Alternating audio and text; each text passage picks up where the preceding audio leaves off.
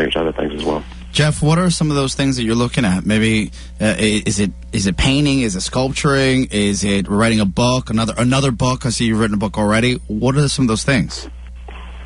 Yeah, a book would be cool, and actually sculpting and painting is like one of my interests as well. And as far as hobbies go, I would love to, race motor, just amateur style motocross again.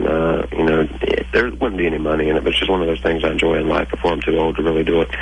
And music's a thing I'd really want to, capture, hopefully, one of these days, because I got a lot of stuff, a lot of material, and I'd love to do some live performances, just see how that goes. I really feel passionate about that, and got some really creative stuff that nobody's ever heard or seen it. They're waiting to. But, music, painting, sculpting, that's more for just myself. Sure, I can sell that stuff. But and then video stuff, too. I mean, there's all kinds of stuff that, that I can do other than wrestling that you might, very well see someday in some other world. Look forward to that, man. Of course, you'll be taking on, in this world, you'll be taking on Edge for the World Heavyweight Championship in a ladder match. And one slightly awkward question I'd like to ask you, Jeff. The WWE released a dude that was pretty popular, a guy that at least I enjoyed watching, Ken Kennedy, Mr. Kennedy. And there was all these rumors flying around the internet that perhaps he almost injured Randy Orton, and then some people are saying maybe he broke his wrist.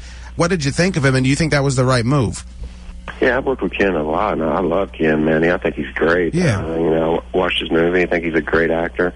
But yeah, it was extremely shocking for me. I'm not sure you see all the rumors, but I don't know what to believe. I just, wish him luck, and I think he'll do just fine because he's a talented guy, and I've worked with him on several occasions, rode with him many times, and he's great, man. So entertaining behind the scenes as well, and I think, he's got so much talent, man. I think he'll be fine, but I just want to wish him the best of luck. And it was really sad, I think he's a talented guy, and, I don't know if it was the right move, but we'll see. How weird is it in your business when something like that happens, man? It just probably reinforces to you that this is a business and they're going to make tough decisions like this all the time.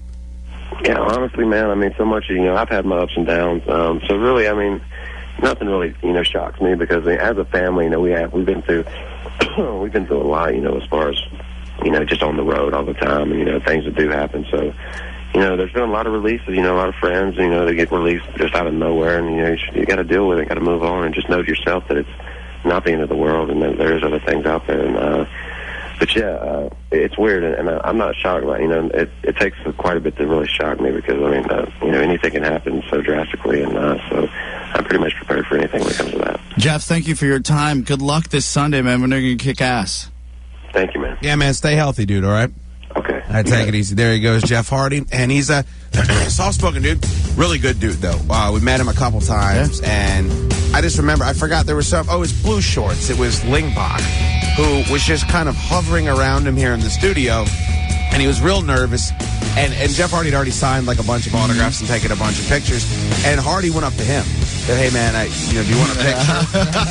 and Blue Shorts was like, and he was freaking out. Yeah. He's just a good dude. And I think that, like he said, the whole thing about Hardy was, and I don't know if you know this, Oscar, but he like quit wrestling completely and went to become like a motocross rider.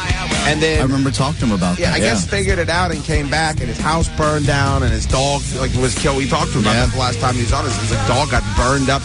And the reason why I thought the angle with his brother was kind of weird was they incorporated real life stuff that had happened with them into that whole Their feud. mom dying. Yeah, and they were talking about how Matt Hardy burned down Jeff Hardy's house and killed his dog, and I'm like, Jesus Christ, that's picking at a scab. He sounded, though, relieved that it was over. That's probably no fun to go through. I'm guessing he had no control over whether or not they feuded together. I'm sure that happens all the time.